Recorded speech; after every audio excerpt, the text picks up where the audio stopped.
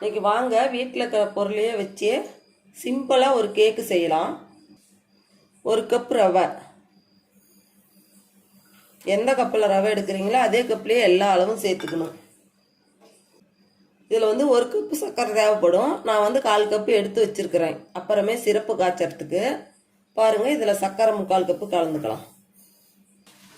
இட்லிக்கு போடுற சோடாப்பு 1/2 ஸ்பூனு, ஒரு சிட்டிகை உப்பு. இதை சேர்ந்து நம்ம எல்லாம் கலந்து விட்டுக்கலாம். இந்த பெரிய ரவையாக இருந்தால் மிக்சியில் போட்டு பொடி பண்ணிக்கோங்க. சின்ன ரவையாக இருந்தால் அப்படியே சேர்த்துக்கோங்க. இதை நல்லா கலந்து விட்டுக்கணும். எந்த கப்பில் எடுக்கிறோமே அதே கப்லேயே பால் சேர்த்துக்கணும். காய்ச்சி ஆற வச்ச பால் இதில் சேர்த்து கலந்து விட்டுக்கலாம். 1/4 கப்பு ஊற்றலாம். பாருங்கள், எல்லாம் சேர்ந்து கலந்து விட்டுறலாம். இதுக்கு முட்டை, தயிர் இதெல்லாம் எதுவுமே தேவையில்லை. சிம்பிளாக இதை வச்சே செஞ்சிடலாம். அப்படியே ஒரு 1/2 மணி நேரம் ஊறட்டும். 1/2 மணி நேரம் ஊறட்டும்.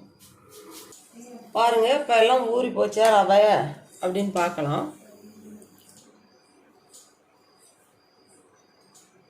பாருங்கள், நல்லா சாஃப்டாக ஊறி போச்சு. நல்லா ஊறி வந்துருச்சு. கலந்து விட்டு நம்ம கேக்கு டப்பாவில் கொட்டிக்கலாம். கேக்கு டப்பா இல்லைன்னா டிஃபன் பாக்ஸில் கூட கொட்டிக்கலாம். கொட்டி குக்கரில் வச்சிடலாம். நல்லா சாஃப்டாக வந்துடும். பாருங்கள், நல்லா ஊறி எப்படி இருக்குது, ஊறி போச்சு. கொஞ்சம் நெய் போட்டுடலாம்.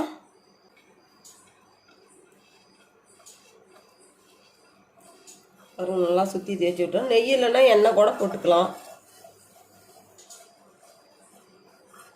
சுற்றி தேய்ச்சி விட்டுக்கலாம். அப்புறம் ஒட்டாமல் இப்படி வரும். எல்லாம் கலந்ததை கேக்கு டப்பாவுக்கு மாற்றிக்கலாம்.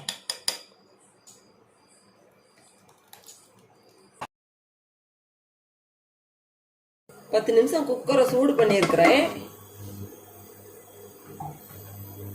பாருங்க, அடியில் பிரமனை போட்டு வச்சிருக்குது. இது போல் நீங்களும் ஒன்று வச்சு வைங்க.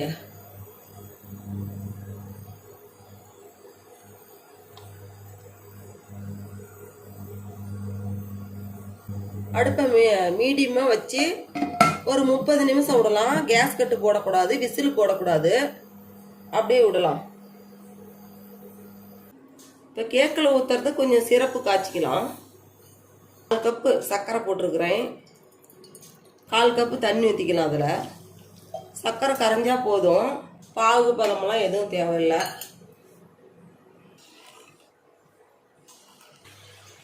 கரைஞ்சிருச்சு, எடுத்து வச்சிடலாம். நம்ம 30 நிமிஷம் ஆயிடுச்சு. கேக்கு வெந்துருச்சான்னு பார்க்கலாம்.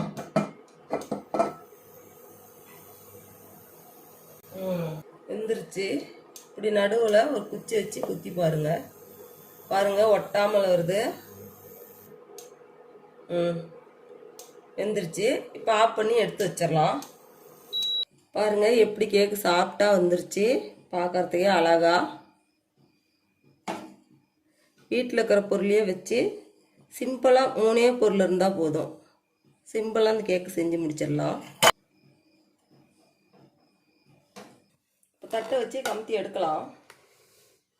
கொஞ்சம் சூடாக இருக்குது.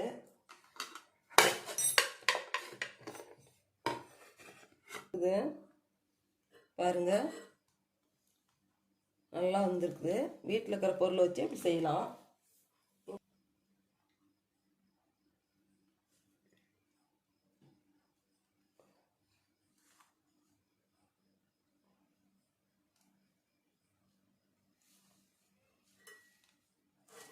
இப்போ இதில் சிரப்பு ஊற்றிடலாம். சிரப்பெல்லாம் ஊறி நல்லா சாப்பிட்டா நல்லா டேஸ்ட்டாக இருக்கும்.